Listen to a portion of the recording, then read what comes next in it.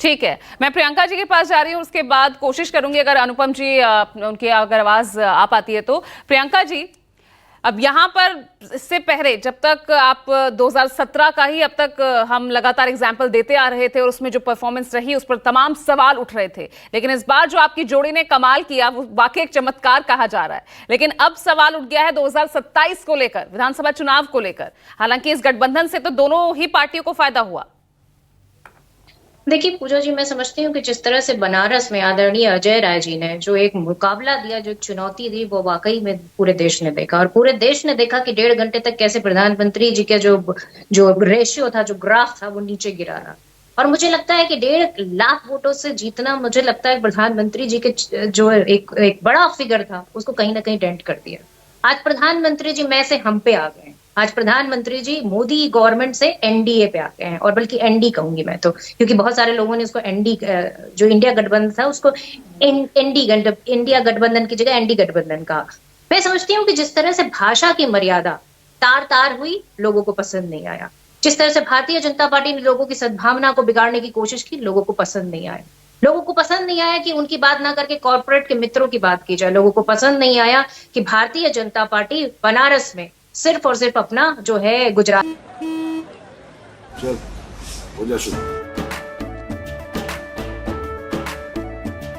केसरिया से मन जोगी हुआ रे, दिल झूमे देखो पतवारा हुआ रे, दिल झूमे देखो पतवारा हुआ रे।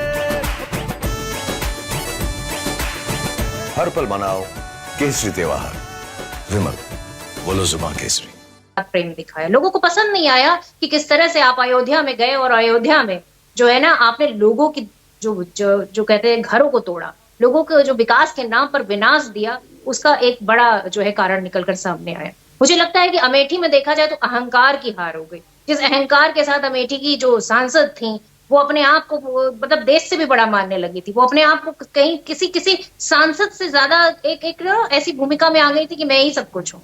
तो मुझे लगता है कि इस बार अहंकार की भी हार हुई है। इस बार हार हुई है कि भारतीय जनता पार्टी के पास जनता के लिए कोई नीति नहीं थी, कोई नियत नहीं थी। लेकिन सवाल ये भी उठा है कि राहुल गांधी क्या छोड़ेंगे, रायबरेली या वायनाड? देखिए मुझे लगता है कि जो कार्यकर्ता है वो ये सिर्फ चाहते हैं कि उत्तर प्रदेश का एक एक कार्यकर्ता चाहता है कि रायबरेली में रहें, और इसलिए रहे क्योंकि रीजन है कि रायबरेली की जनता ने उन्हें इतने ज्यादा बहुमत से जिताया, इतना ज्यादा प्यार दिया, इतना ज्यादा विश्वास दिया। मार्जिन तो वायनाड में भी नहीं रहा, और वो साथ तो ज्यादा लंबा है। नहीं, कंपैरेटिवली ज्यादा है रायबरेली का जो मार्जिन है। हाँ। 3,90,000 के करीब का मार्जिन है, और मुझे लगता है कि वाकई में सराहनीय है।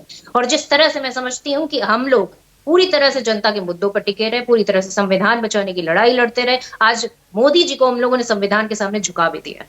ये बात और है कि आज नई संसद में जो है बाबा साहब की फोटो भी, जो मूर्तियां लगी थी, वो भी हटाई जा रही है। वो भी एक सवालिया निशान है कि वाकई में ये लोग संविधान का जो है ना समर्थन करते भी हैं या नहीं। सबसे पहले प्रधानमंत्री ने संविधान को उठाकर सबसे पहले उन्हें नमन किया था, माथे पर सबसे पहले उसी को लगाया।